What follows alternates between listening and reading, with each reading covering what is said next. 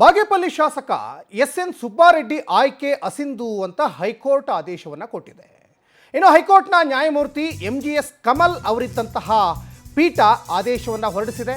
ಪರಾಜಿತ BJP ಅಭ್ಯರ್ಥಿ C Muniraju ಅರ್ಜಿಯನ್ನು ಸಲ್ಲಿಸ್ತಾರೆ. ಆಯ್ಕೆ ಅಸಿಂಧು ಕೋರಿ ಅವರು ಅರ್ಜಿಯನ್ನು ಸಲ್ಲಿಸ್ತಾರೆ. ಚುನಾವಣಾ ತಕರಾರು ಅರ್ಜಿಯನ್ನು ಸಲ್ಲಿಸಿದ್ರು. ಈಗ ಆಯ್ಕೆ ಅಸಿಂಧು ಕೋರಿ ಚುನಾವಣಾ ತಕರಾರು ಅರ್ಜಿಯನ್ನು ಏನು ಸಲ್ಲಿಸಿದ್ರಲ್ಲ,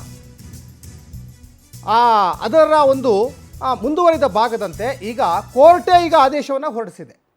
ಅಂದರೆ ಬಾಗೇಪಲ್ಲಿ ಶಾಸಕ ಎನ್.ಎಸ್. ಸುಬ್ಬಾರೆಡ್ಡಿ ಆಯ್ಕೆ ಅಸಿಂಧು ಅಂತ ಇದು ಕೋರ್ಟ್ ಆದೇಶವನ್ನು ಹೊರಡಿಸಿರುವಂಥದ್ದು. ನ್ಯಾಯಮೂರ್ತಿ ಎಂ.ಜಿ.ಎಸ್. ಕಮಲ್ ಅವರಿದ್ದಂತಹ ಹೈಕೋರ್ಟ್ ಪೀಠ ಈಗ ಆದೇಶವನ್ನು ಹೊರಡಿಸಿದೆ.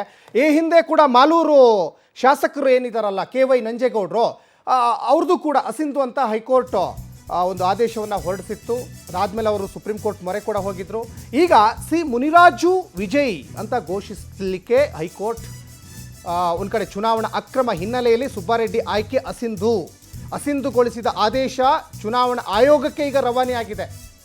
ವಿಧಾನಸಭೆ ಕಾರ್ಯದರ್ಶಿಗೂ ಕೂಡ ಕಳುಹಿಸಲಿಕ್ಕೆ ಹೈಕೋರ್ಟ್ ಆದೇಶವನ್ನು ಕೊಟ್ಟಿದೆ. ಸಿ ಮುನಿರಾಜು ವಿಜಯಿ ಅಂದರೆ ಅವರೇ ಗೆದ್ದಿದ್ದಾರೆ ಅಂತ ಘೋಷಿಸಲಿಕ್ಕೆ ಹೈಕೋರ್ಟ್ ಒಂದು ಕಡೆ ನಕಾರ. ಚುನಾವಣಾ ಅಕ್ರಮ ಹಿನ್ನೆಲೆಯಲ್ಲಿ ಸುಬ್ಬಾರೆಡ್ಡಿ ಆಯ್ಕೆ ಈಗ ಅಸಿಂಧು ಅನ್ನೋಂಥದ್ದು ಗೊತ್ತಾಗ್ತಾ ಇದೆ. ಹೈಕೋರ್ಟ್ ಆದೇಶ ಇದು. ಯಾಕಂದರೆ ಈಗ ಹೈಕೋರ್ಟ್ನಲ್ಲಿ ಒಂದು ಕಡೆ ಇವಾಗ ಆದೇಶ ಈಗ ಹೊರಡಿಸಿದ್ದಾರೆ ಮತ್ತು ಇನ್ನು ಸುಪ್ರೀಂ ಕೋರ್ಟ್ ಮೊರೆ ಹೋಗುವಂಥ ಸಾಧ್ಯತೆ ಕೂಡ ಇದೆ. ಈ ಬಗ್ಗೆ ಸಾಕಷ್ಟು ಡೀಟೇಲ್ಸನ್ನು ನಮ್ಮ ಪ್ರತಿನಿಧಿ ರೂಪೇಶ್ ಕೊಡ್ತಾ ಹೋಗ್ತಾರೆ. ರೂಪೇಶ್, ಈಗ ಹೈಕೋರ್ಟ್ ಆದೇಶ ಇದು. ಒಂದು ಕಡೆ ಈಗ ಸುಬ್ಬಾರೆಡ್ಡಿ ಅವರ ಆಯ್ಕೆ ಅಸಿಂಧು ಅಂತ ಈಗ ಆದೇಶ ಹೊರಡಿಸಿದ್ದಾರೆ. ಈ ಹಿಂದೆ ಕೆ.ವೈ. ನಂಜೇಗೌಡರದ್ದು ಹಾಗೆ ಆಗಿತ್ತು. ಏನಿದೆ ಇದ್ರ ಬಗ್ಗೆ ಹೆಚ್ಚಿನ ಡೀಟೇಲ್ಸ್?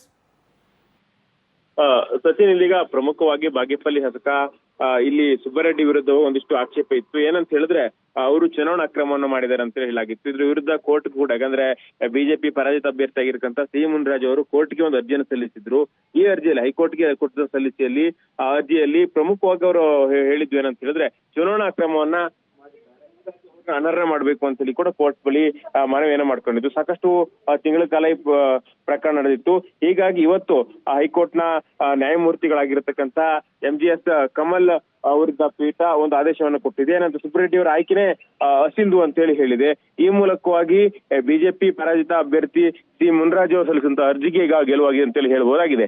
ಹೀಗಾಗಿ ಕಾಂಗ್ರೆಸ್ನ ಒಬ್ರು ಈ ಒಂದು ಶಾಸಕರನ್ನೇ ಅನರ್ಹ ಅಂತ ಹೇಳಿ ಅಸಿಂಧುಗೊಳಿಸಿ ಈಗ ಆದೇಶವನ್ನು ಹೊರಡಿಸಿರೋದ್ರಿಂದ ರಾಜಕೀಯ ವಲಯದಲ್ಲೂ ಕೂಡ ದೊಡ್ಡ ಮಟ್ಟಿಗೆ ಸಂಚಲನ ಉಂಟಾಗುತ್ತೆ ಅಂತ ಹೇಳಿ ಹೇಳ್ಬೋದಾಗಿದೆ. ಹೀಗಾಗಿ ಈಗ ಆ ಕಡೆ ಕಾಂಗ್ರೆಸ್ ಅಭ್ಯರ್ಥಿ ಏನು ಸುಬ್ಬಾರೆಡ್ಡಿ ಅವರು ಅಸಿಂಧು ಅಥವಾ ಅನರ್ಹ ಆಗಿದ್ದಾರೆ ಅಂತ ಹೇಳಿ ಆದೇಶವನ್ನು ಕೊಟ್ಟಿದೆಯಲ್ಲ, ಆದ್ರೆ ಬಿಜೆಪಿ ಅಭ್ಯರ್ಥಿ ಈಗ ಅವರು ವಿಜಯ್ ಅಂತೇಳಿ ಕೂಡ ಅದನ್ನ ಇದು ಒಂದು ಅನೌನ್ಸ್ ಮಾಡೋದಕ್ಕೂ ಕೂಡ ಆಗೋದಿಲ್ಲ ಅಂತ ಹೇಳಿ ಕೂಡ ಕೋರ್ಟ್ ಹೇಳಿದೆ. ಅದೇ ರೀತಿಯಾಗಿ ಕೋರ್ಟ್ ಇದು ಆದೇಶಕ್ಕೆ ಸಂಬಂಧಪಟ್ಟಂತೆ ವಿಧಾನಸಭಾ ಕಾರ್ಯದರ್ಶಿ ಅವರಿಗೆ ಸೂಚನೆಗಳನ್ನ ಕಳುಹಿಸಿದೆ. ಈಗ ಮುಂದೇನ್ ಮಾಡ್ಬೇಕು ಅಂತ ಹೇಳಿ ಚುನಾವಣಾ ಆಯೋಗ ಕೂಡ ಈಗ ರೆಫರ್ ಮಾಡಿದೆ ಈಗ ಈ ಕೇಸನ್ನ. ಸಚಿನ್, ಧನ್ಯವಾದ ರೂಪೇಶ್, ನಮ್ಮೆಲ್ಲ ಡೀಟೇಲ್ಸ್ಗಾಗಿ.